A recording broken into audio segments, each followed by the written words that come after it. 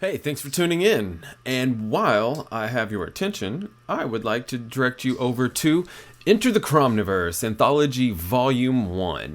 This is a comic book that I am working on. We are raising funds through Indiegogo, and right now we're running the email list. So if you would please check the description in the link below. I will have the email list for you to go sign up for Enter the CRoMniVerse Anthology Volume 1. You are not going to want to miss this. Crom is an internet troll. He literally lives inside the internet. He is a character created by Pops Van Zant and brought to life artistically by Edwin Artex Badillo. And we are putting together an anthology with a lot of great artists. Like Edwin is contributing, Doc Blaylock. I have a story, Eric Hodson, Paul Gomez. There are so many more people that are joining in and helping to contribute stories to this anthology. So please check the description below and click the sign up link, put your email in, and we will update you on everything that is Crom. Thank you.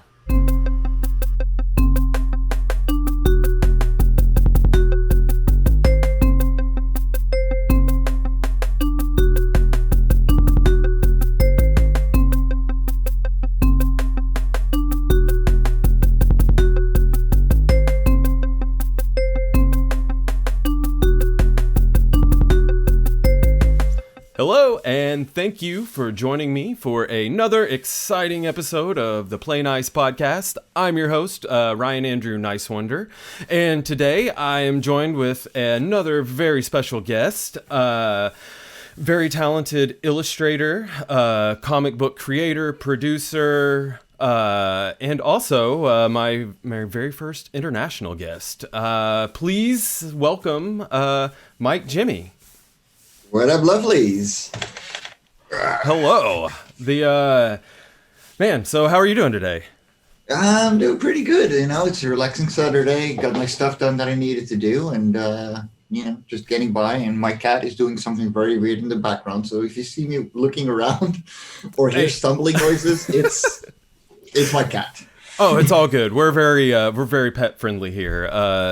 Pops' dog came on yesterday and or on the when I recorded with Pops, it came on and started talking. He came in and said his piece and howled and left. So we're very pet friendly here.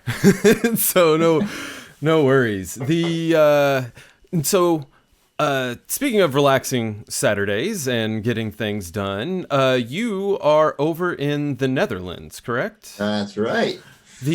So what is that? Well, okay, I guess first of all, the time difference. Is it nighttime there or? Yeah, it's 8 p.m. right now. Okay, cool. Because when we were working out the times, I was like, time zone math is always it's always tricky. Yep. And so I was like, okay, I think he's 8 at night. And so no, that's awesome. Glad you had a productive day. Are you guys in winter right now? So Netherlands, tell me, where are you at? Like, what is I'm curious about that, because it's one of those places where it just sounds so mythical, where like because us ignorant like USA people are just like, wow, the Netherlands, it sounds magical. It's almost the same. Like if you pull a line from London straight east, it's essentially there. Okay. So it's about the same longitude as London. Okay, that's one of the places. I've only been to Europe once. I went on a class trip back in 1999. So yeah. So way back in the day, it was an interesting trip. Our only rules were don't get arrested and don't get us kicked out of the hotel. And we were basically allowed to do anything else we wanted. Welcome to the Netherlands. We know exactly what you're gonna do. And so it got a bit wild. But it was fun. Cool. Okay, so I guess, are you guys in winter Yeah, season? it's winter time. I mean, it's you wouldn't say it right now. It's really comfy. It's a little rainy, but whatever. But yeah, we haven't seen snow this year at all. So yeah, you never know with a sea climate. Okay, that is okay. Cool. That's kind of what I was kind of curious about the like more rain. Like so, how are the summers there? Like the summers and springs? They're subtropical, really. They're like 25 to 30 degrees Celsius. Um, like last year, it was a really, really rainy summer where we had like 80% of the days, it was raining, storming. And the years before that, like it was just sun for 5 months straight every single time. Okay, okay. It like you never know in this kind of climate. Like we're so close to the sea that yeah, it really just depends on how the wind blows. Right. Okay. The got you. Kind of a bit pseudo tropical, kind of humid. Yeah. The okay, cool. So it's probably not too far off from like where I'm not by the sea, but it is very humid. I'm in Kentucky. Like Yeah.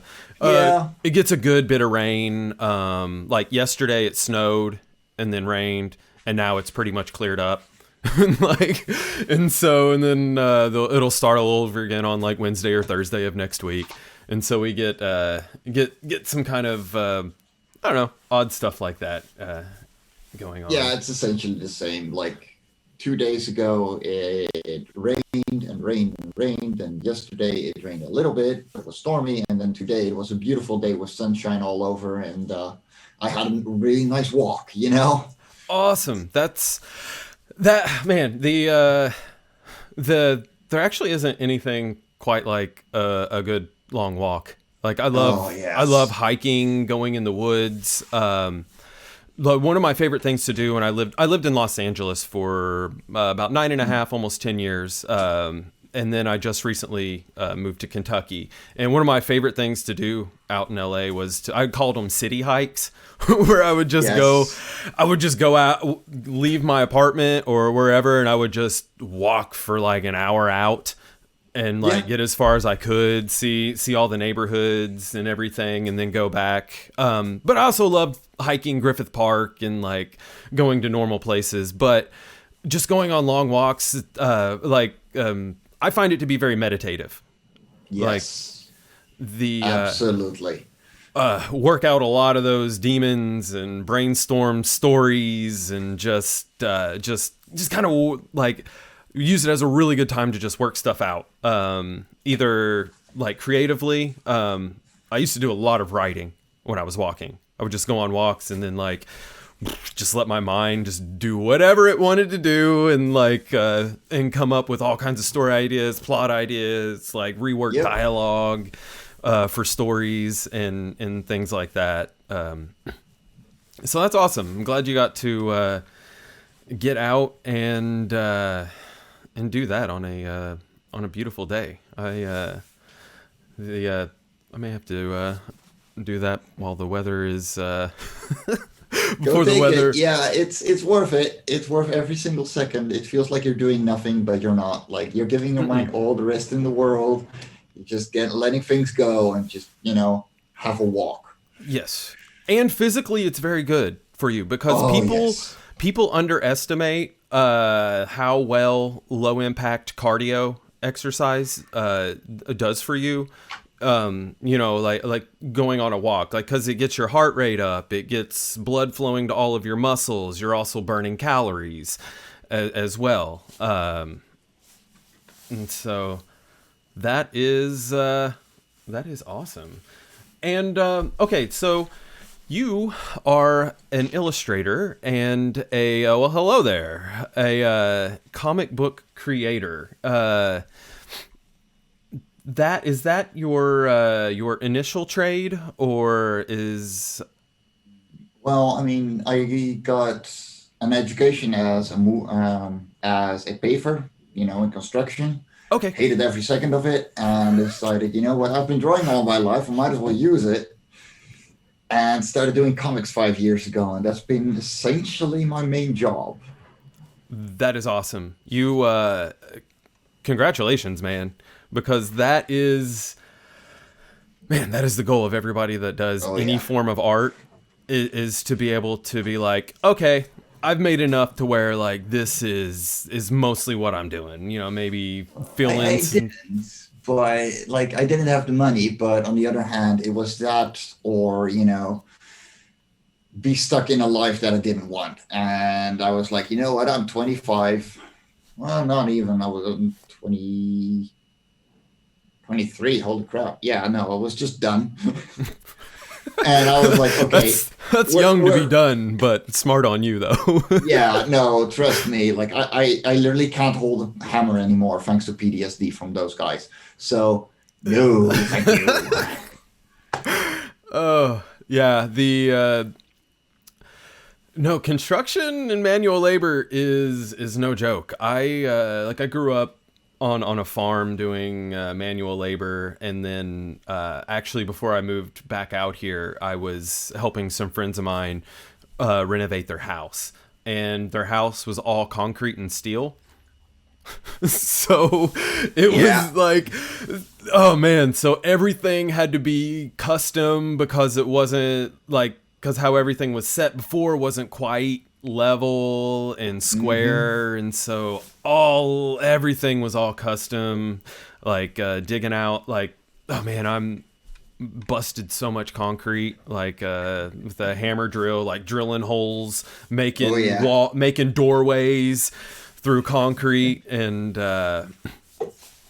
it's no, like it's one of those things where it's I don't mind doing it sometimes because Yeah. I like being physical, and like especially when you just get to like full force get some aggression out without having to actually hold back. You know, there's not anything you're worried about breaking or anything. No, But well, doing that's it, the thing. Like right now, I have a side job as a mover. okay, So 2 or 3 days a week, I'm moving people, and lifting furniture and everything, and I love it. Like I need that exercise, but hmm it's just construction that I can't do anymore. Like I love the workout. Like I hate working out, so this is perfect. yeah, I'm a it, nerd, so right. It's well, okay, I do like actually enjoy exercising, but doing construction and manual labor, like it leaves no energy left over to want to do stuff like that. So constantly trying to keep your physical self in check without being too exhausted, because a lot of times I yeah, found after putting in like 8 to 10 hours of construction, like at the end of the day, like I'd just be just too tired to draw or to like like edit yeah. videos or like do any of that. I'm just like, oh, man, I'm gonna go to sleep. Done. I just want to sleep. Yeah. I'll see you tomorrow. Yeah, and then the weekends, like if you don't have a full weekend, like it takes one day to recover. Yep. Or it's like, oh man, I got to recover, maybe do some laundry, and then the next thing you know, you're like, well, that was my weekend. Time to start to work again. That was my weekend. Yeah, there we go. Well, And the worst part is like when I was still in construction and I started my first comic, which was a web comic, and I just was like, I'm done. I need something to focus on. mhm. You know, and I would get up at 4:30 in the morning, work on my comic until 5:30, get out to my side job, and, get back home at 5:30, and then draw again until 11, and Yeah, that 5 days a week. And then that the weekends I just consumed way too much alcohol because yeah. yeah, you're trying to hyper decompress. You're like, okay, Yes. like I've been working nonstop for 5 straight days. I need to mainline some relaxation, and so it's it makes it definitely makes you want to get out there on your like off days and just Yeah. really like hit it, really hang out with your friends, just get all of that stuff like out of your system, to start again. And cool. And so you said for about the last 5 years you've been mostly just doing Yeah, pretty much comics. oh, that's awesome. I in 2018 I started Fairy Sentence with my ex. Okay. She left by now, but we made two anthologies together, or three actually, two comic anthologies, one writing anthology. And we started life on Cora, and like we paid the first two issues out of our pocket, and they were a huge success. And then of course COVID hit, and we just like she left me just right after, and I was like, we got to continue this because like we got something going on.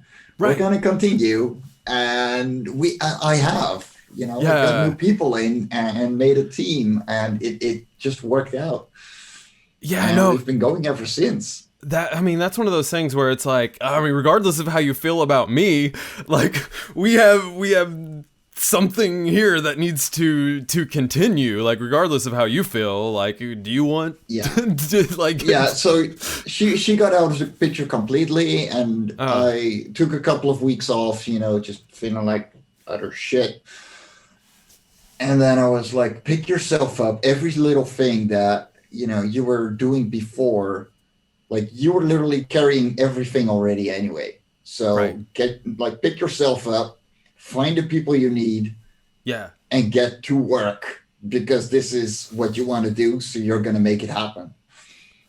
Oh, dude, that's awesome, man. Like, no, man, it's always good to hear people figuring out ways to push through hard times, and like just inspirational, like the Yeah. you know, to be like, okay, this is what I've got going on. Yes, this situation sucks. I need to reevaluate, reassess. What do I need to do? I know I'm gonna go here. How is this let's execute a plan. Let's get this going, because just Yeah. because things suck doesn't mean we can stop. The world is ending. That's why I create. Right. That is one of my favorite quotes. That is by Will Terry, who does a lot of children's books and stuff. And I love Okay, his cool. style. Um, and at some point, he was making a video about that. And I was like, you know what? That is the best bloody quote I've heard in a long time. Yeah, the world is ending. That's why I'm making stuff. Yeah, like just because it's ending doesn't mean that it should stop for you. You No, know, until it's actually done and you can't do anything about it, like make it right. your own. Yeah. It's like the world ending is all the reason in the world to make things. You know, Exactly. where it's like, okay, there's a clock. I've got a creative itch in me. It's stuff that wants to get out, needs to get out. It's time. The Yeah. because I kind of went through something similar at the beginning of the pandemic. I have a mature humor comic called Johnny No Pants. Like, kind of like, I guess, like it's been described as a zany Curb Your Enthusiasm, like where it's really nothing actually happens. It's all just weird puns, and like okay, what would happen if this were thrown into the situation, you know? And It's funny though. Like I love those. oh, me too. Like, that is my like sense of humor to a T, where like, because when I'm out in public, I'm always looking around to see like what kind of weird shit is going on around me, because with people, there's never a shortage of just like odd behaviors and quirks and ticks Yep. and things, like looking around. And so, yeah, so I had this 12-page comic that I drew for Johnny No Pants. That's the name of my comic. And, you know, it was just a real, like, simple story that I pieced together from a bunch of individual strips that I wrote in college. And I was just like, you know what? I've always wanted to put out a comic. Like, yeah, it's a little 12-pager. And, like, I Do it. pencil. It's the first step. Yeah, and so I finished the artwork in like 2014, and then like speaking of teams and putting things together and money and funding stuff, and like I didn't have anybody that was volunteering to do the finishing stuff for free, and I was certainly too poor to pay anybody to do that, or make like kind of a deal, like a back end deal with anybody. And so I had to slowly learn technical skills. Like I had to teach myself the Adobe programs so I could learn how, like, because I don't do traditional inking. That always scared me, because I would be like, oh man, I can't mess up my pencils, man. What if I mess it up? Because ink's permanent. And so this is where a light box comes in, sweetheart. Use it. And those, I wish I'd have known those things back then, but whatever. I've figured out digital inking now, and so so I'm there. But one day I would like to actually do a full traditional thing where I like actually ink and color. Like I'd love to do something like Roach Balls. Are you familiar with Rich Ayala's Roach Balls comic? Yeah, I've seen it come around. Haven't really looked into it. I'm really impressed with because he does the whole thing of traditional art with like markers and watercolors and like inks and stuff. And so I'm like, dang, that's impressive. Yeah, I'm like, that makes me want to like pull up a big do a big art project. And so I've been like actually kind of deep diving on color processes and stuff for because I was a penciler, so I never learned how to color. Yeah, I'm an inker, so I never learned how to color either. I didn't even learn how to pencil until like I started actually making comics. Because as pencilers and inkers, like you're rendering with shade, like black and white, and so you're doing like cross hatchings, and so that's your color tones. Exactly. Like my work stops in black and white. Yeah, and so it's been. So it was a journey for me to like figure out like how to do all that stuff and I was able to do a digital version, like put it out on Kindle, and then I finished a cartoon that I was working on after I finally was like, okay, this is how I do colors, and I can mess with some gradients some, and so I used that to put out a few things. So yeah, I used the pandemic as well just to be like, my circumstances weren't as unfortunate, but but still, like that time you took the time, because I'd always wanted to do cartoons and comic books. Like I'm a musician, but like comics and cartoons are always my passion, and in the background, where I'd be like, oh man, I should have went to art school right out of high school. Look, you're never tied down to one thing. Mm-mm. What a lot of people misunderstand when they see you do one thing is like, I got more than one interest. There's a whole human being here. Just because I like one kind of music doesn't mean I don't like the other one. Right? People have way more dimensions than you see from them. Yes, which is like storytelling, which is important for storytelling, which I don't think most modern, like a lot of mainstream storytellers, I don't think they picked up on that note where like character, like, they're dealing with whole human beings in this story. And here's this one-sided girl that is the girl. Here's the hero, and here is the sidekick. It doesn't work. No, it's like, yes, those tropes are in there for a reason, but then you have to actually add real human elements onto those traditional tropes to make them a real person. Exactly. Exactly. Oh, man, so it's so as a writer, because I do write, like it's so frustrating sometimes watching like and reading some of the stuff, because I'm like, did you guys like miss that in writing 101? Congratulations on your creative writing degree, but it's not going to help you in the real world. No, it's yeah, just endlessly odd with that, and so yes, that's why it's good that because the world is ending, we took that time to be like, Yeah. okay, this is what I want to do. I'm going full bore towards it, like because I have a production company and I want to move towards having like an actual full service production company where I do like movies and music and comics and podcasts and graphics and like, and so that's kind of where I was like, okay, the world's ending. I'm going to make shit. Yeah. So it's, no, it's because yes, the world needs legitimate creativity right now, which is why I think indie comics, independent music, YouTubers, independent broadcasters, and real stand-up comedians, real ones, not the ones that are given into the cancel culture shit, but the ones that are actually like putting their balls on the line and saying real things, good or bad. Taking the 7 minutes that they got of the show and actually filling Yes.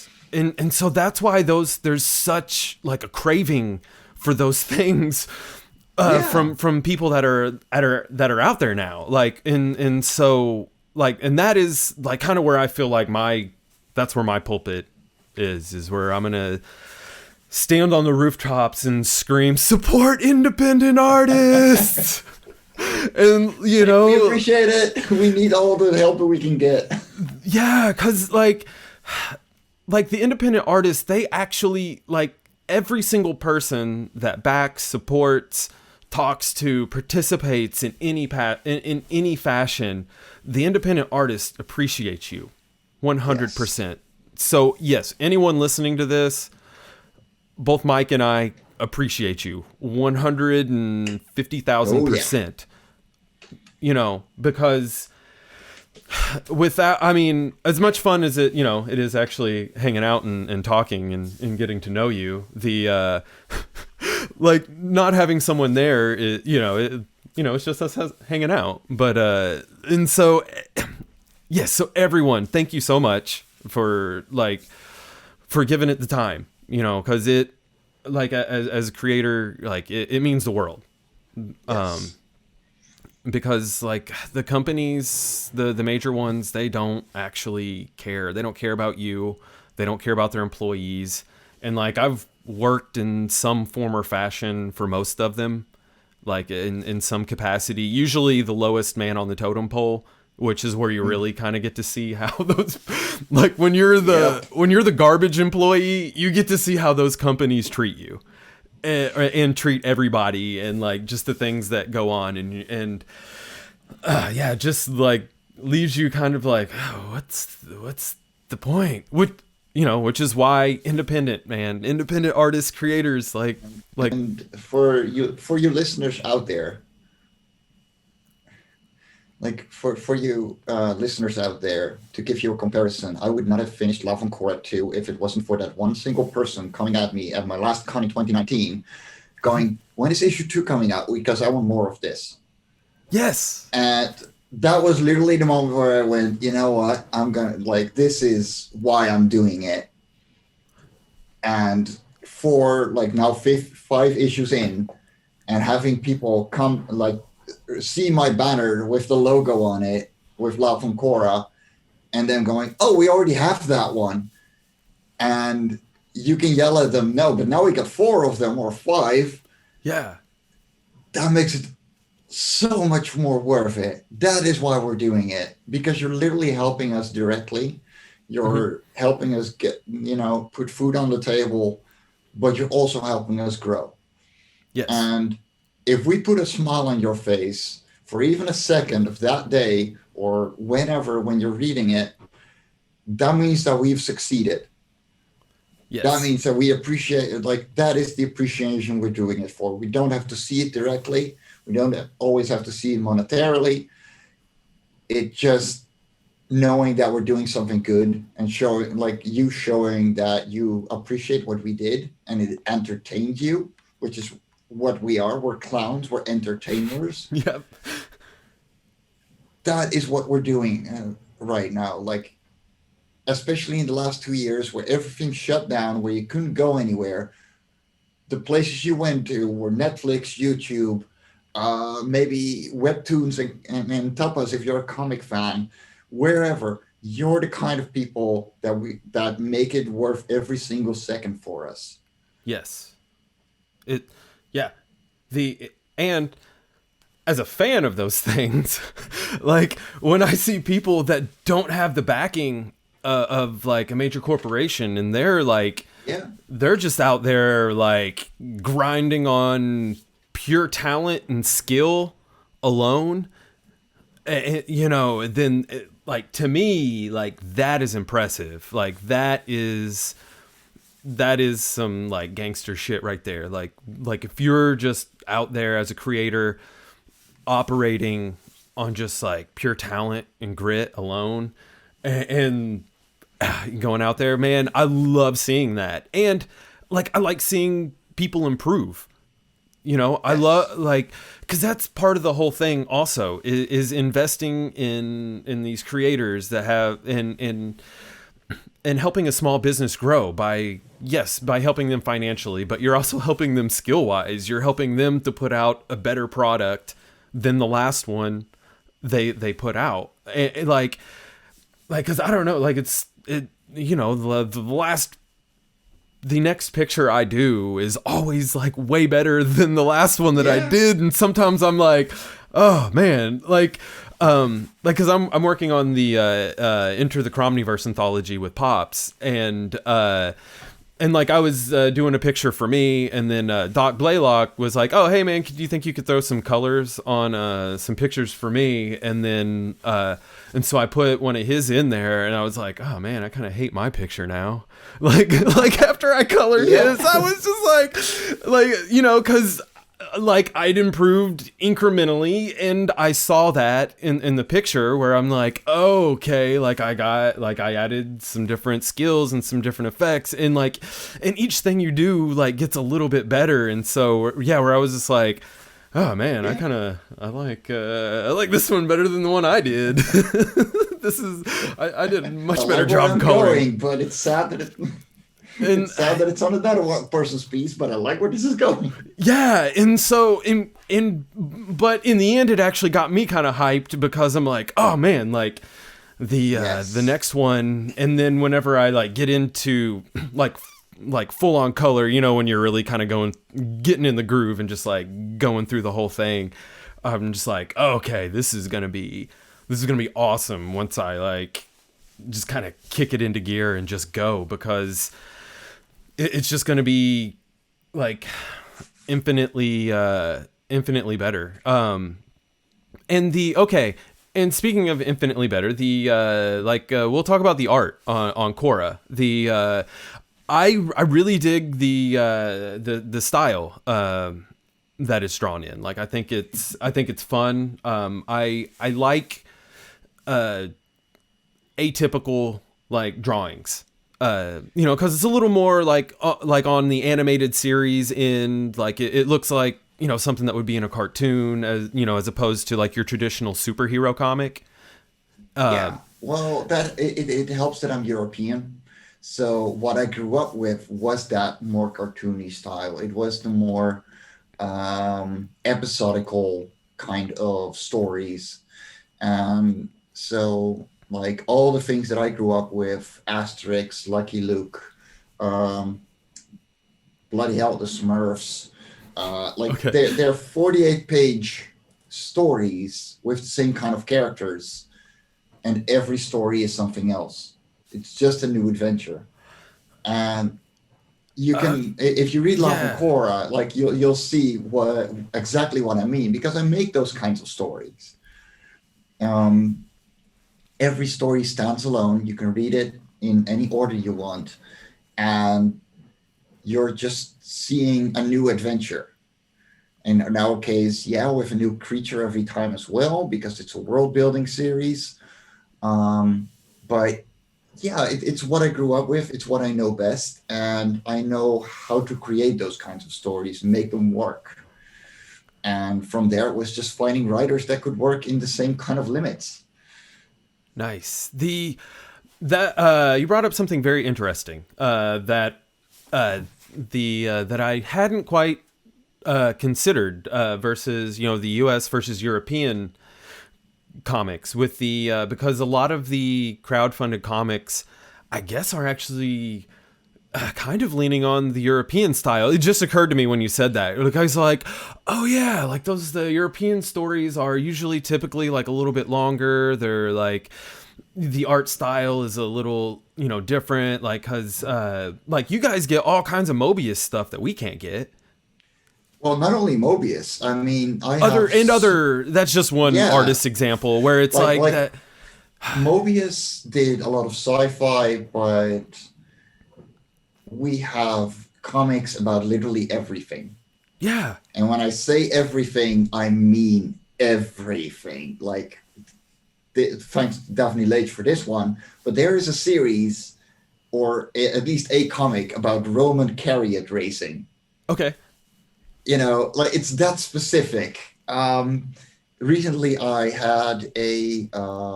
bought a 60s retro sci-fi about a human that was turned into a coffee machine. Okay. And a daughter that was of a very mad scientist that is actually a supercomputer that could destroy all society. Okay. Like, complete mind blown. Yeah. But it's so good.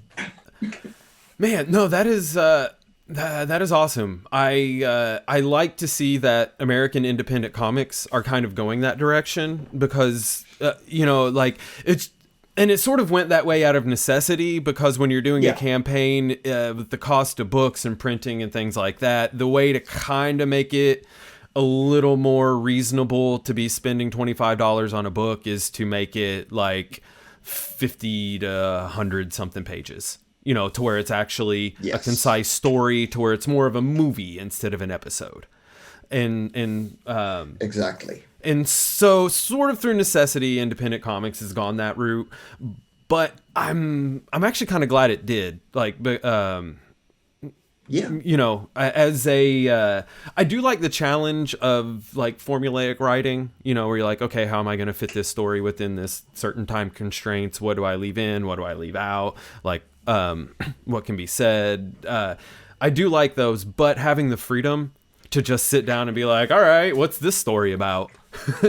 like it's to be like, okay, this is a full story. Like, cause I have a few episodic stories that I wrote that I'm going to actually kind of reformat and fit into larger books, cause I'm like, oh sweet, I don't have to actually put it out like this. Like, I get like, so I'm going to because I like to write TV pilots and stuff just for fun. And so, like, one of them I'm going to readjust and actually turn into a comic, because it's a superhero sci-fi show. And so I'm going to actually rework that into a comic. I have another one that I was initially going to have it be like a motion graphic cartoon. But then I was just like, you know what? I'm going to actually just put the like, because I plotted it out for like 24 episodes.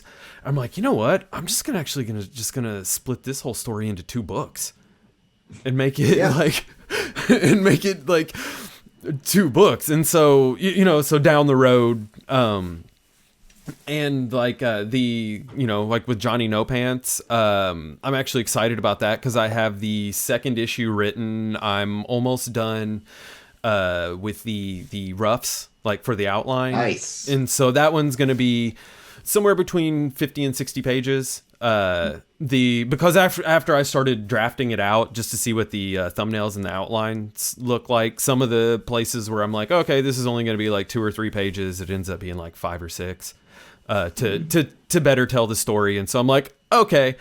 But it's all good because there's no limit. Like, if I end up being able to put out like a 75-page book out of it, then... Well, what you got to keep in mind with crowdfunding too is that if you once you go big, you have to have a big goal as well. Like Hmm. the smaller you're printing, the cheaper it is for you, the cheaper it is for your backers.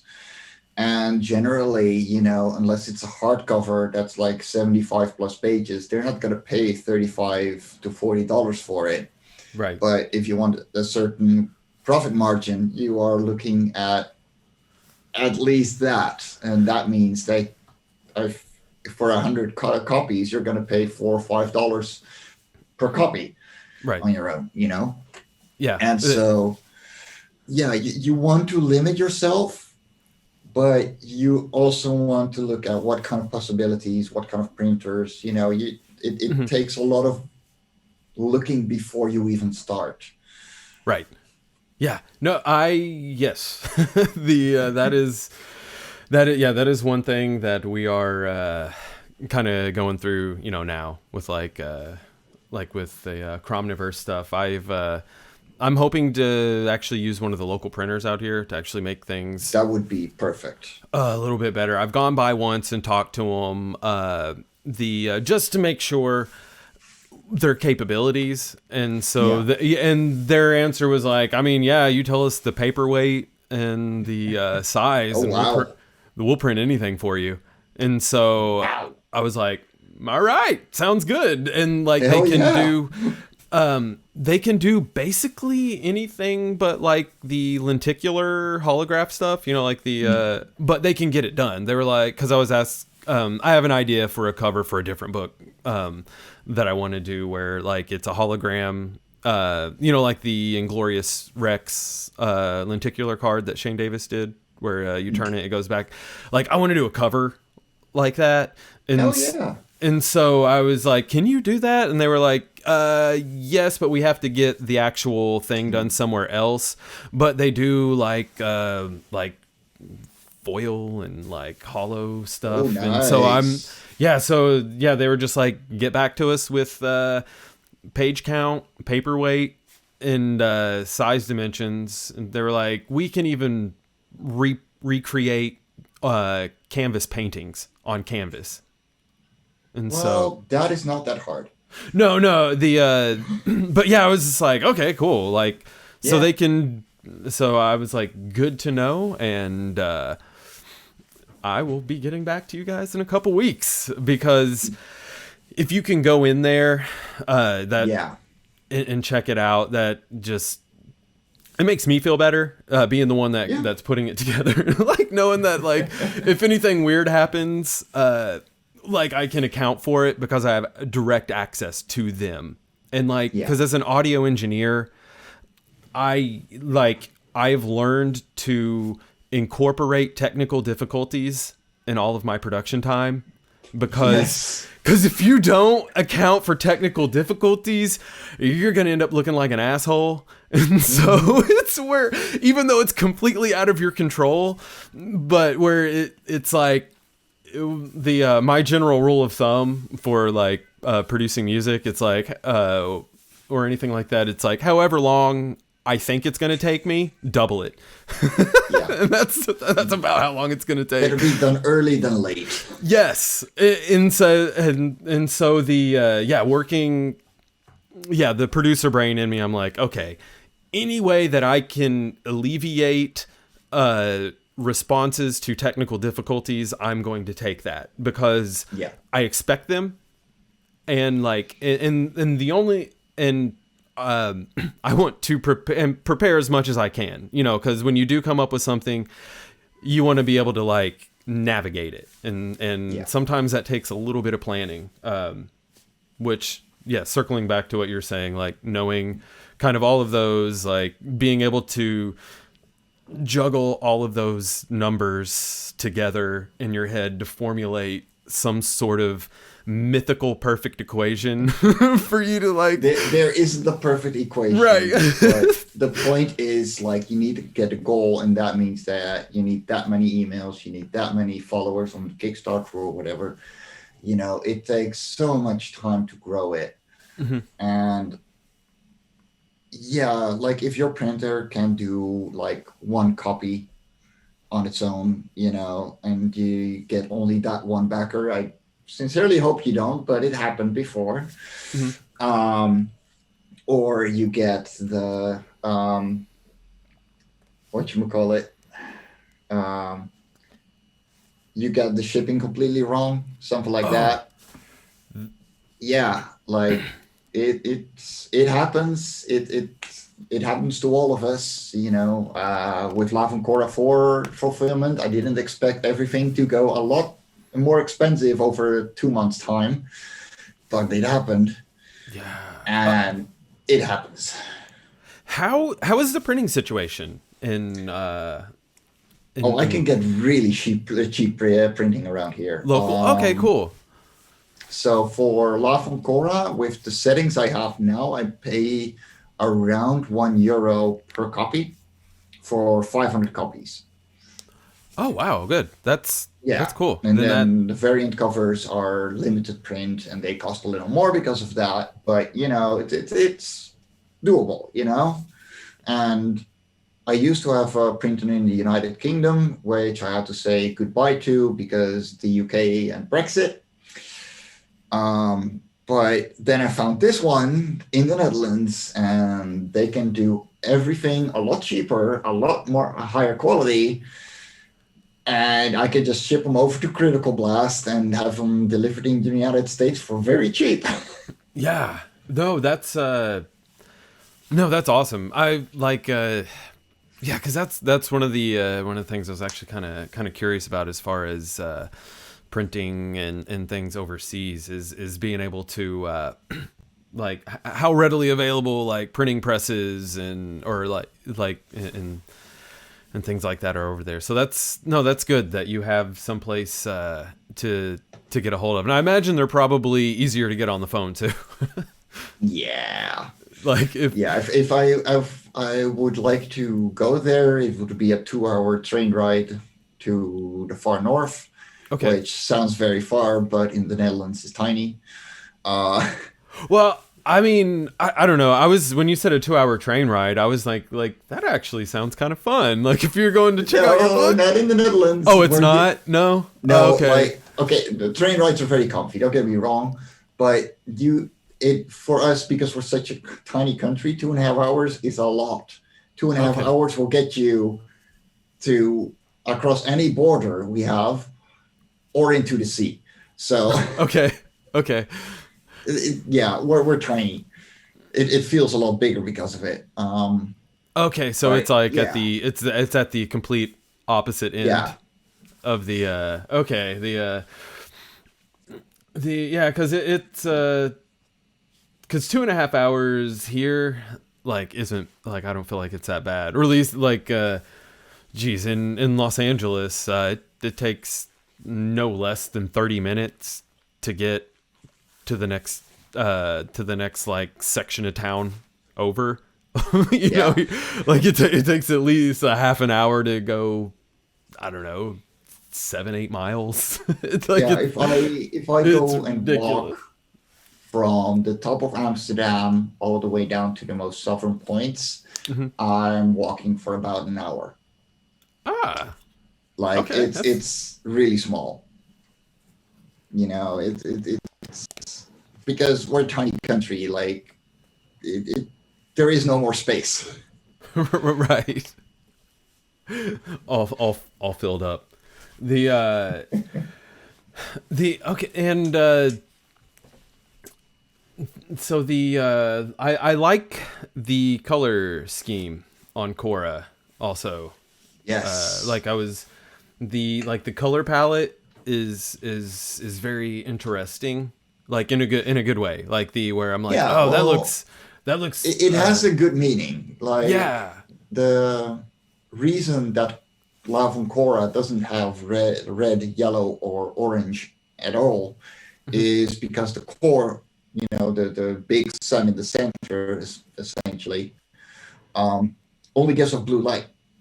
Ah, So you don't have the lower frequencies of light that make yellow, orange, and red. okay. So with that in mind, you have a very controlled palette. But it's also a lot of fun to see how vibrant those colors actually can be while Yes. usually considered very cool colors, you can really make the world feel alive, even if you have a limited palette. Especially with the glows and stuff that the colorist puts on there, like with certain items to make things stand out and like push stuff to the background and Yeah, like she's it. amazing. Yeah, like no, it makes it look just like super cool. Like when you're going through it, you're like, oh man, this is like this is It feels like a definitely fun. world.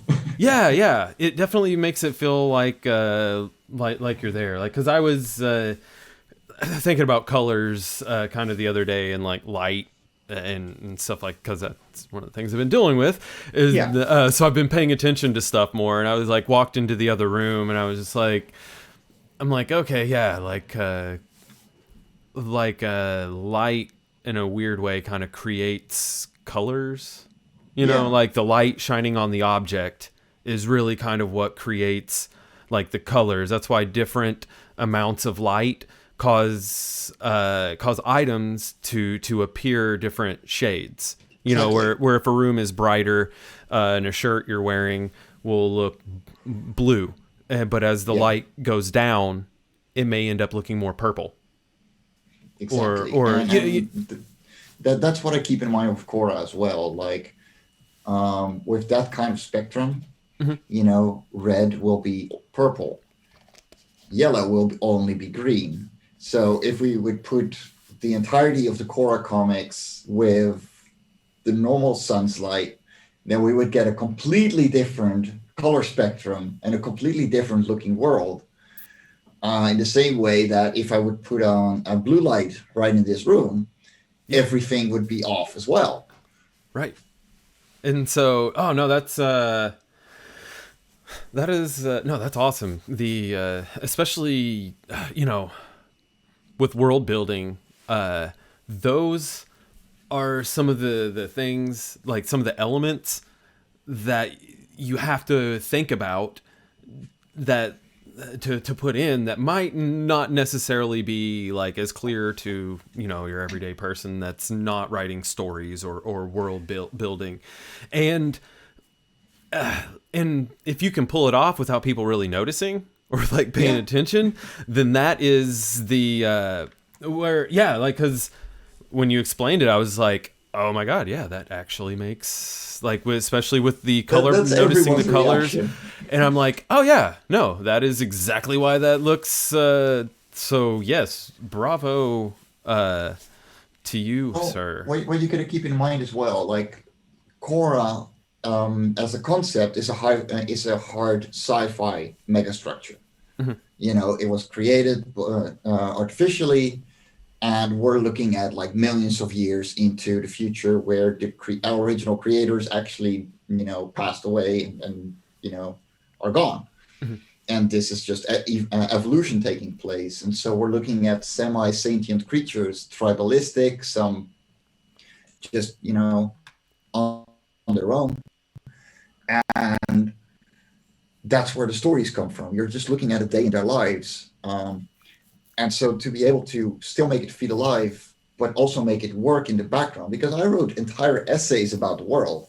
There, there's a lot going on in the background, but everything you need to know is on the first page of the comic. And after that, you're straight into the story. That's awesome. You don't need anything more. You don't need 12 pages of exposition. I like what you said about the when you said the original creators are gone, and then and this is sort of the life that is evolving after them.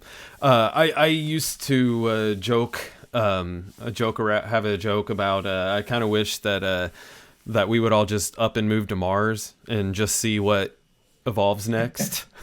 just like just out of Look pure into curiosity. speculative biology. Like just out of pure curiosity, be like what, like if we just took off and like went somewhere, like not out Yeah. of any, just to see what happens, like see what pops up next, like so I'm kind of curious, so that kind of fits into like that part of curiosity in my brain where it's like, okay, when life Yeah. is really coming out of something, be like, okay, what, because the planet will change. Like, you take out Yeah. one element, and then, what is going to happen next? Like, I mean, all dogs descended from a single species of wolf, Yeah. And because mostly due that's the to fun of us. it. And Yeah. so it's like a chihuahua and a wolf are from the same, like, what? And so it's like, and so it does, stuff like that does make me like kind of curious, because you got orangutans hunting with Yeah. spears now. Like they're like several of the ape and monkey species are actually starting to use tools more and more. Yeah. And so so I'm just like, okay, let's all go to Mars, man. Let's terraform it and see what happens. We would get here. very tall. We would get very tall and slim. You know what? I'm not mad at that. Do you know why? Because this is background to research for me. Mm-hmm. So the reason we would is because Mars has a lower gravity, Yeah. first of all, so we would get taller. But because we would need less body mass to move ourselves forward, we would need less muscle mass. We'd also get less muscle mass. Or our bones would probably be not as thick as either. So we would be able to handle long jumps easier. Mm-hmm. Same kind of way that, we would break our legs if we took a very hard jump on the moon. Right. Okay. It's you keep those kinds of things in mind, like Cora as well, because the continents are cone-shaped and the livable part, or looking at the core, has that kind of gravity where it's sort of the same on every continent. But on the other hand, there's centrifugal gravity, because it's turning so fast that it also pulls people down, pulls everything down to into the bowl. Okay. That's awesome. It reminds me of like I guess how the Princess of Mars stuff was set up, where like when John Carter went to Mars, like he was like way stronger than everybody because of the because he's from Earth, and so Yeah. it naturally made him appear superhuman because of the like the gravity differences and Yeah. and also The Expanse. Have you watched that show? Not yet. That's on Netflix, right? Amazon Prime. Oh, okay. That's probably why I didn't watch it yet. Okay, it was originally a sci-fi show, and then Amazon picked it up. I think at like season 3, 2 or 3, but it's a really cool sci-fi show. It's probably my favorite newer show. They get into a lot of that. It's like Game of Thrones in space, essentially. And there's this whole group of people that they're called Belters, and so they're like humans that were born in space, like generations in space. Their families live out in the asteroid belts and are all miners, yes. and so most of them can't survive on Earth, or whenever they go planet side to Mars or to Earth. Yeah. Like they are instantly in pain, and because they're not used to the gravity, and so they have to go through special gravity treatments, and so they kind of go into all of that, as well as healing out in space. Like, because with the with there being no gravity, or like the blood can't coagulate to close up, and so they just keep gushing blood. And so when they're doing like medical scenes and stuff like that, they always talk about having to, like, there's a couple of situations where they couldn't get the artificial gravity to work right, like, and so like, which threw a wrench in some of the the injury scenes and stuff like that. And Yeah, if you like those kinds of things, and have a book that really goes into it, look up After Man. okay. That's speculative zoology on humanity. So several million years into the future, Oh, Yeah, where I think I've seen yes, this. I thought there was I watched a video yeah, on one got that. really popular couple of months ago, and yeah, like it's such a good book. It's It's totally worth yeah, picking up. it was very interesting when I was watching that. I was like, okay, wait, what? Oh, this is Yeah. okay. Yeah, this is okay. This is cool. In the so yeah, there was a watched a couple of funny response videos about it too. Afterman, check it out, guys. There are a lot of series on YouTube right now that are going into speculative zoology and just building a planet and looking at body types and body plans, especially, and working from there and seeing, what, how would they go from being just in the water to being on land, and what if they go back to the water? What if the planet is a Pangea compared to, breaking up into continents and stuff like that? There's a lot of good stuff going on.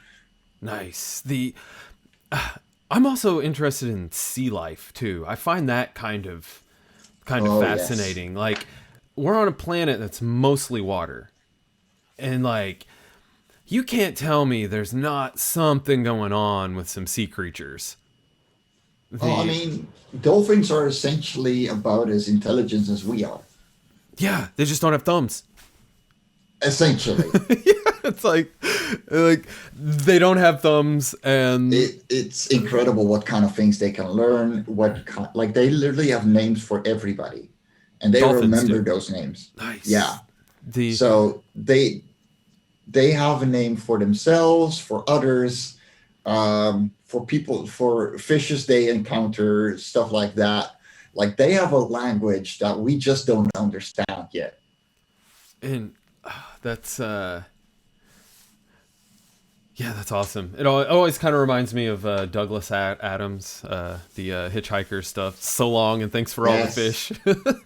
Oh man, I hate his writing, but the books are so good. the yeah, I that's the only thing of his I've read. But so I love those stories, man. The whole They're good. They're like off good. the entire I have the it's called a trilogy, which I think is funny because there's 5 books. Yeah, which is 5 books. which is I guess that Douglas Adams sense of humor where he's just calling it something for anyway the yeah, so I love the whole like the whole take on that where it's like, oh yeah, everyone can fly. You can actually fly on Earth. We just forgot Yeah, how. You gotta like fall, but forget to hit the ground. So like, I think don't get about distracted. Like, please don't try this at home. it's so funny. Like I think about that all the time. I'm like, oh man, it'd be awesome if I could actually just truly forget to hit the ground. If I fall down and start floating, yeah, just the whole yeah, everything. Yeah, with that book, it cracks me up. The restaurant at the end of the Yes. universe, the cow coming out and be like, I would be pleased for you to eat me this evening. Yeah. I'm genetically engineered to taste wonderful. Yep. It's like the whole thing. Yeah, so yeah, dealing with But that's good the world fun building of and storytelling with that. yes. It's It's if I can suggest a very good mini series, there are 2 novels, The Bowl of Heaven and Shipstart. okay. They're 2-part series, and I think they're about 700 pages each. They're pretty easy to read. Um, but yeah, they're essentially 90% of all Cora's physics figured out. Okay. So, Nice. like after reading those 2 books, I was like, oh, so that's how Cora actually works. And they're good. They're incredibly good. It looks at how dinosaurs would have evolved if they filled up the niche that humans do right now in a way that you Ah. really don't expect. Okay. So humanity still exists. But yeah, you get the Bowl of Heaven, which is a ship star. So Okay. they took a red dwarf star and they built a megastructure around it that was, able to survive space, and they live on it, and they're getting to a place, and you're just following their story. It's really cool. Nice. The no, the that's awesome. I will have to look into that. That sounds fun. Um so okay, go let's talk about since we've kind of already been talking about Cora a little bit. Let's actually talk about Cora, like the like as far as the book, what you got going on. And like I said, let's see here. I've got the and if you want me to pull up, like I've got the campaign page ready. If you would, if that, whenever you want Yeah, me to bring sure. that, pop that up. I'll in the story. I will swap that over. So yeah, let me know. Let's yeah, tell us about So Cora. Cora is a ball of light floating through space with continents orbiting it and a single cloud that gives water to everything. And yeah, life sprouted on it. It's thrived on it. And through every single issue, we follow a new kind of creature on that world and the adventures that they live through. Like every single life is an adventure, and we're just taking a look through their lives. We've already done 4 issues. We're currently crowdfunding issue 5, which is about Oxton and Toivan, who are two tiny, adorable creatures going on a very, very big adventure on the back of Aquanid, which is a flying insect. And they're looking for their friend, but they might get a little more than they bargained for. This issue, we are also joining ourselves with a little extra plushie with the main character of Lava Core 1. So I'm super excited to bring that one out. They're going to be at least 100 made, so there's plenty available. They're like 40 euros. And they are well worth it. I can show it off in a second. The I had it just a second ago. The Yeah, no, it's you can scroll down just beyond the variant covers. yeah, there we go. There we go. The There's the little plushie. Unseen. Nice. They that's awesome. The I like it. I love it when you guys put up cool like stuffed animals and things like that on Oh the man, it's a dream come true. And the best part is like the quality is it's super high quality. Mhm. And yeah, it's just the most adorable thing. In the prototype, if I grab it real quick, Yeah. there we go. The ears can be posed, so you can put them over where you want. And then the wings in the prototype are still glued together. I'm going to fix that, and they will be posable as well. So you Nice. can pretty much pose her however you want.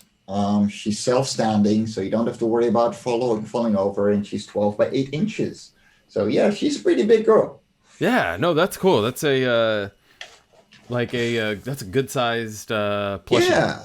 It and yeah, that is awesome. The and let's see here. I'm gonna go back up. How long? Let's see. 9 days left. Okay, cool. The Yeah, that's on the first 30 days, so I'm going to extend it. Also, because the plushies are going to be manufactured in China, so they're going to have to take a while to get here. okay. Um, but yeah, the comic is done. So if you just order the comic, you're pretty much going to get it immediately after the campaign.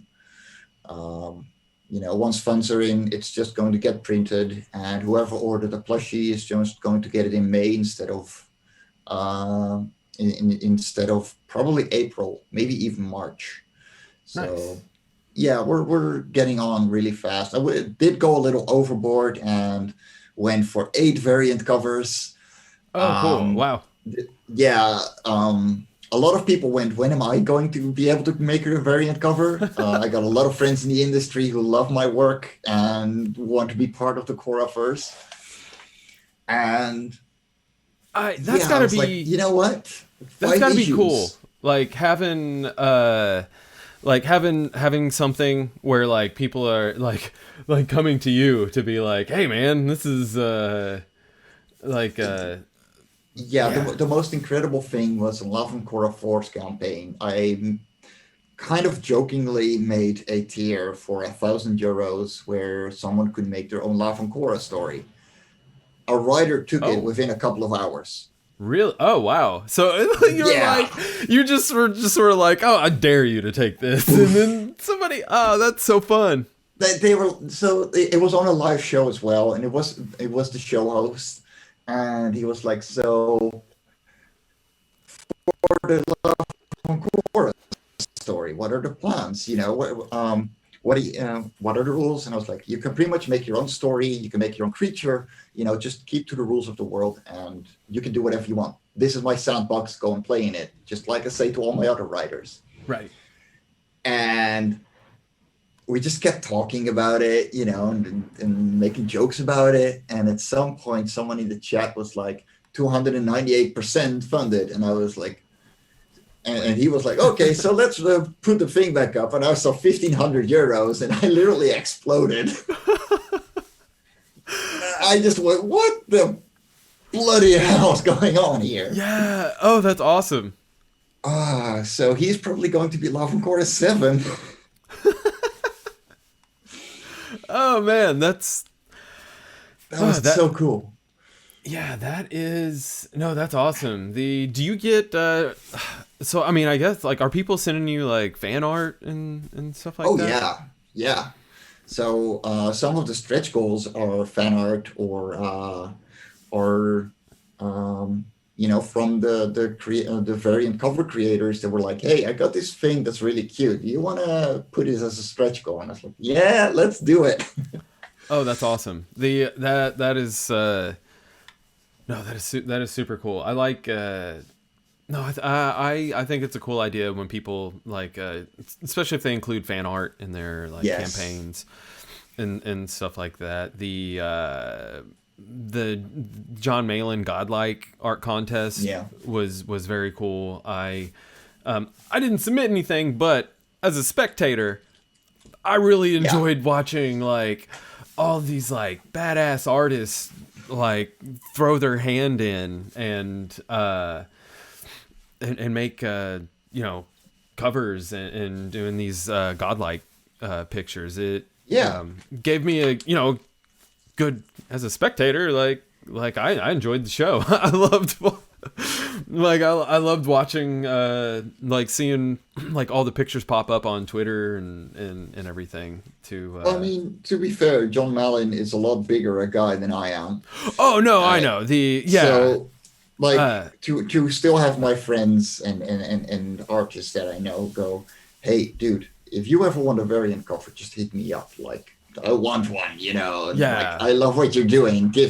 I want to be part of this. That was incredible, and I'm so happy to give them all a spot.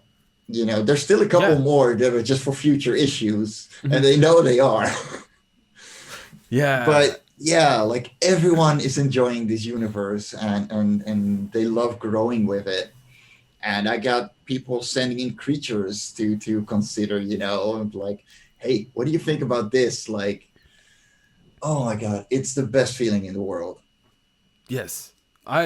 Knowing that something that came out of your brain is inspiring like so many other creatives to actually do things, which has been one of the coolest things I think about this independent community is that I feel like all of us are just kind of like pushing and poking and prodding each other to like get better and improve and like we're all like, hey, let's all go on this big journey together, man. Like like, I like what you're doing, you like what I'm doing, that's really cool. Like, seeing your stuff is making me want to make my stuff, and seeing my stuff is wanting to like improve The on your. best part is you don't get envious over other people's successes. No, that's Like we all rise together, whether I'm making 1,000 or you're making 5,000. Like I'm gonna cheer you on because I know you're struggling just as hard as I am. You're just managed to get one step ahead of me. mhm. We're all climbing the stairs. There's no need to push people down.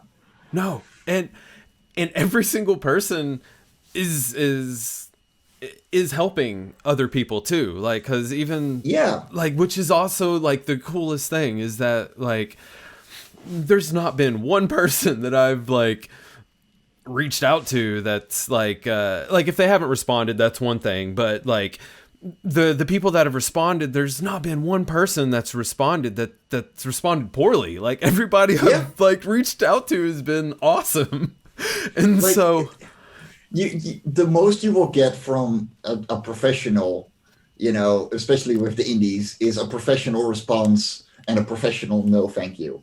right, yeah, And otherwise, like yeah, they're going to be super excited. They want to see you succeed. They want to pay it forward because it mhm, doesn't help it doesn't help anyone to keep everything to yourself. exactly.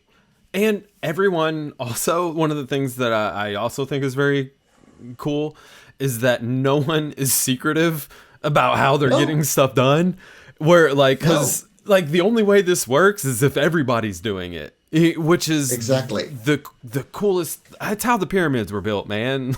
Like Yeah, probably, like it wasn't built by one person. Like it was built by like everyone coming together, sharing all of their trade secrets, sharing what they're doing, and being like, "This is how I'm doing it." Like, how are you doing it? Let's compare notes and yeah. like use what works the best, and move on from there. And everybody can improve because the rising tide raises all ships. Exactly. I love that quote. Oh my It's God. and which is the yeah, why the this whole thing just like warms my heart. I mean, not not to sound flagrant about it, but like it does, No, but man. it is. It like Yeah. Like, it makes me excited. It gets yeah. me encouraged to like push on and to try new things and to like fail, like Yes. where there is no real failure. Like there's only like, as long as you keep moving, like there's only sort of Exactly. perceived failure, and it's all learning, you Yeah. know, which has been the most encouraging thing, where it's like, there are no losers here. There are only people learning.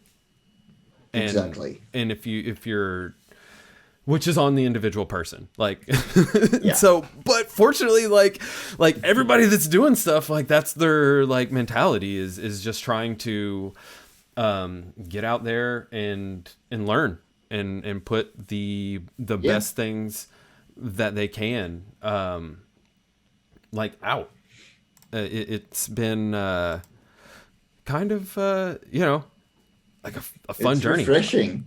Yeah, because it's yeah, no, I mean, it's not fun to be stagnant, and especially as a No. creative type, like when you're not creating, you're dying almost. I mean, not to be dramatic Yeah. about it, It, but it, like it, it that's itches. like that's how I like feel, because I've gone through times where I just wasn't really creating, and like Yeah. because of life, this or that, and like it does kind of feel like you're dying a little, like in a weird way, even though you're not. It's like every day Well, that goes by and you're not building or making something, it's just like a piece goes away. humans up until the Industrial Revolution have never worked as much as they do now. Only for the past 150 years have we been working like 240 to 200, like 350 days a year, you know. We're not made for this. We're workaholics, but we're also creative. And if we don't get the energy and time to be creative, then, it's kind of a wasted life. And creativity doesn't have to be making a comic book or making music or um, painting or whatever you can think of creatively. It's also having a hobby, being able to play board games, Yeah. to paint miniatures, to read, to enjoy. Yeah. Like the Gardening. world is the yeah, gardening is very creative, Like, and the point is, if you don't make yourself some time for that, if you have a goal in your life, then you're not going to feel like you've lived the life that you wanted to. yeah. And it doesn't mean that you have to create for someone else. It doesn't mean that you have to share it to the world just because you made it. If you ever wanted to create a children's book and you got two small kids and you tell them stories, and you know what, you like drawing when you were like 16 in high school, draw that children's book, draw one of their stories. Yeah. And you don't have to bring it out as a book. They can be printed A4s and like printed paper in sheaves in a multi map. Nobody cares. It's for you. Yeah. Create for you first, and the people will follow. And if you don't want the people to follow, that's okay too. And But yeah. we are creative minds. Don't forget that. Yes. Yes. That is, and that is, yeah, that is very important to think about and to consider. Like, because I know plenty of very creative and talented people that make things, and they don't ever share them. And Yeah. I'm just like, oh my God, man, why are you not? Why are you not like, putting like?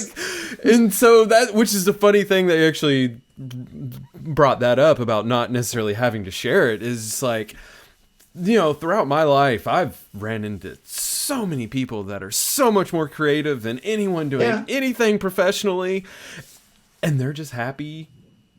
Just yeah. they got their family, they got their friends, and they're just like, hey man, this is just for fun. Like I don't care about any of that.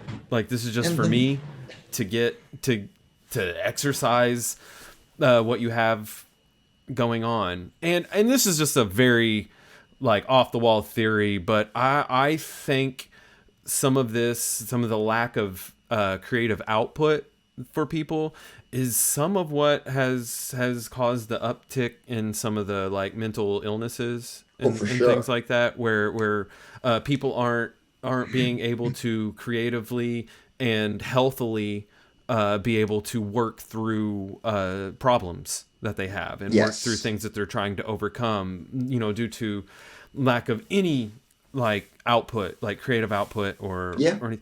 Like, cause even exercise is often creative, and so for a lack of being able to work that stuff out, like I mean, this is just my personal theory. I'm probably wrong, but I do think some of those things has contributed to the uptick in a lot of mental unrest across the board. It completely does, and like a lot of what you will see for an artist is that they're always busy, that they don't ever sleep, yada yada yada. That's BS, because no creative person can be creative if they're not happy, healthy, and taking care of themselves. Right. And there will be moments in all our lives, and trust me, I'm in one right now, where I just can't get anything out of my hands, but I have to. Mm-hmm. Like the difference between a professional and a hobbyist is that we can't take a break and you can. We're right. like bastards. Yeah. You got a little padding built up to be able to take a. Yeah. Yeah, you got that medical leave, and we still don't. Yeah. Oh dear Lord. And it's no, that is it.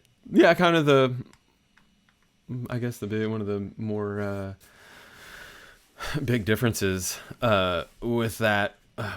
But yeah, it and I think for a lot of us that do it, I guess that are more the hobbyist types, it's like we're compulsively doing this. Like we can't not do it.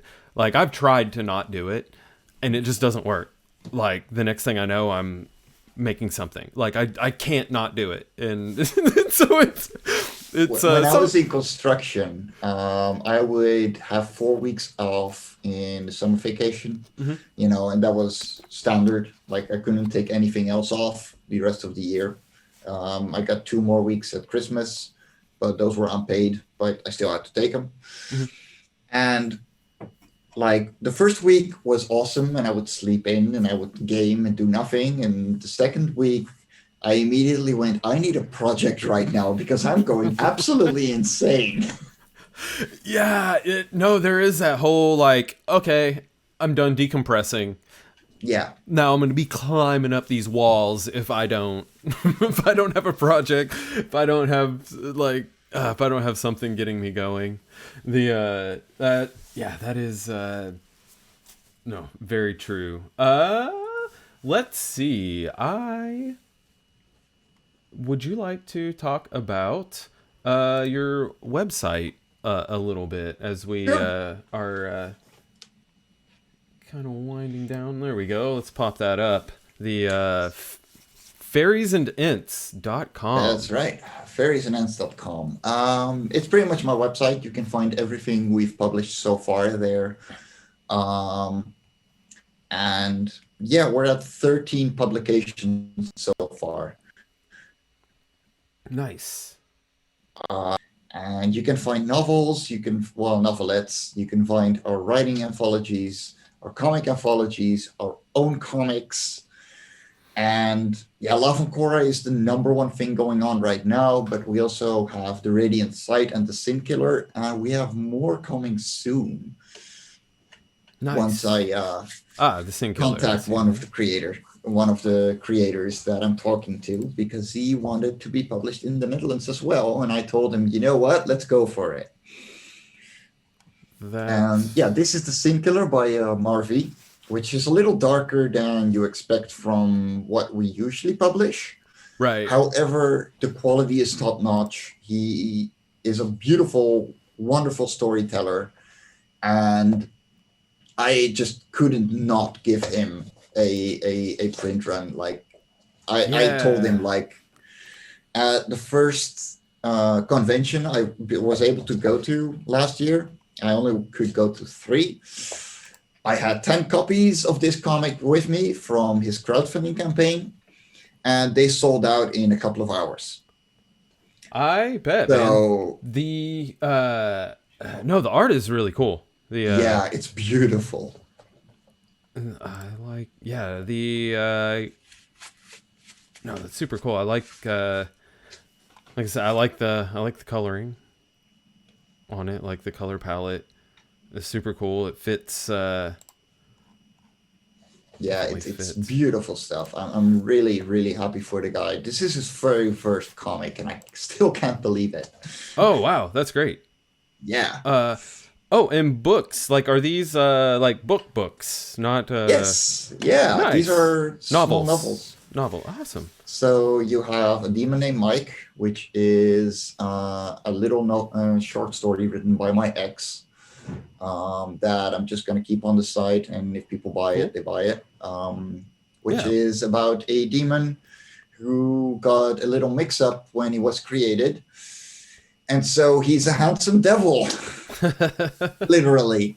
Yeah. And he gets sent to Earth, and hilarity ensues. It's incredibly funnily written. If you know the Discworld series, it's that kind of writing. It's by my ex, and while she isn't around anymore, I will never say that she is a bad writer, because she totally is. Like she is wonderful. Nice. As a writer. And then there's A Flying Tusker, which is the novel version of Love and Cora issue 2. Okay, cool. Nice. That is there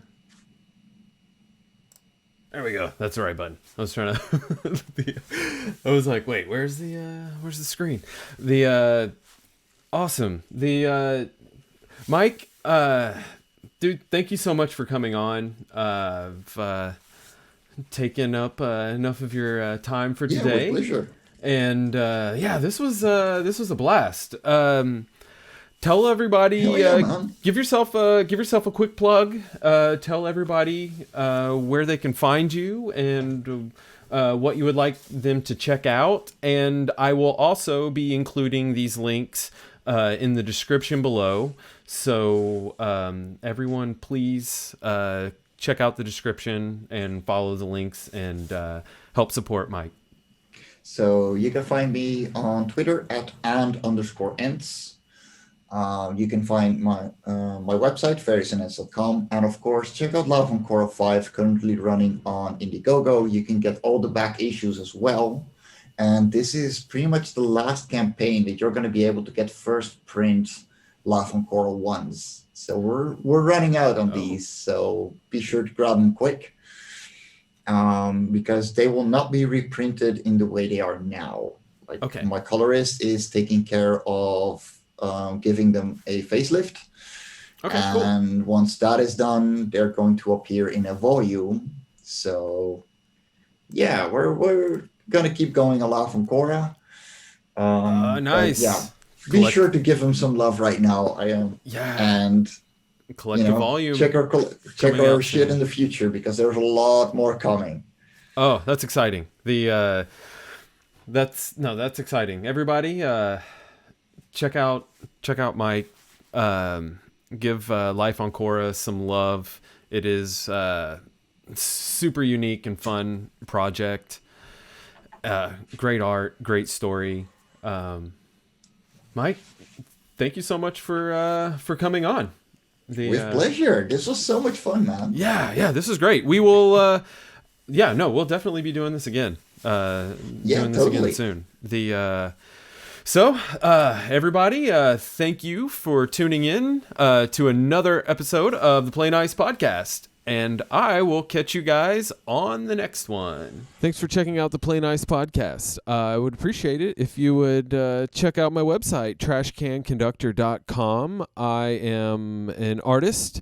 I do cartoons. I've got a fun cartoon called Awkward Ghost Moments. You can check that out there. I've got a adult humored comic, a mature humor comic, Johnny No Pants. I also do music. You can get that over on Bandcamp. There's a link to it there. You can also get merch. I sell things. I have fun T-shirts, coffee mugs, and things like that. And if you would also like to follow me on any of the social medias, you can find me at Trash Can Conductor. And there are also links to everything up at the website, trashcanconductor.com. So thank you very much for checking it out, and I hope to see you again soon.